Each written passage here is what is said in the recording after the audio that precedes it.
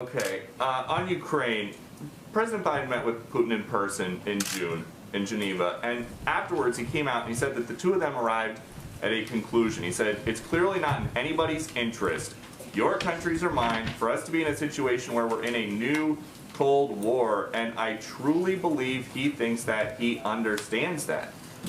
Has the president changed his opinion about what Putin thinks? How are you suggesting we're in a new Cold War? I'm just asking, it seems like the president thought in June that things were going to be good.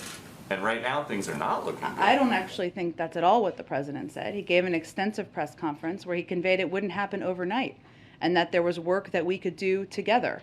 And that is something that's how you approach a diplomatic relationship.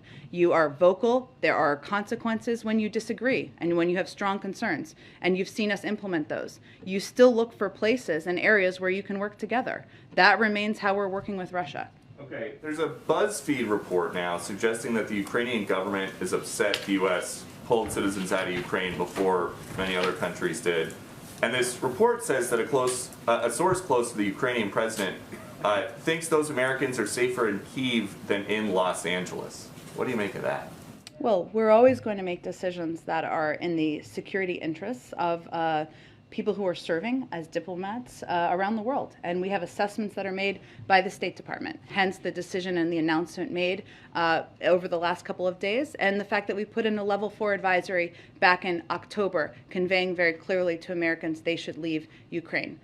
Look, I will let others assess, but there are 100,000 troops, Russian troops, on the border of Ukraine, and no clarity that the leader of Russia doesn't intend to invade. That sounds pretty dangerous to me. I would also say that the Ukrainian leaders have welcomed the security assistance, and they've even met us at the airport that we have been providing over the course of the last several days. So that seems to be contradicting that assessment. Okay, and then last one. The Secretary of State a few days ago tweeted, hashtag stand with Ukraine. Has that ever worked at stopping an authoritarian regime from doing anything, a hashtag? I will have to say that unlike the last administration, we don't think Twitter is the only means of engaging or negotiating or discussing important topics.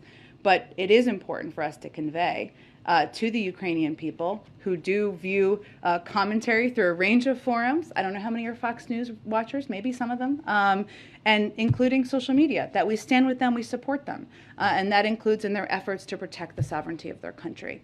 Go ahead.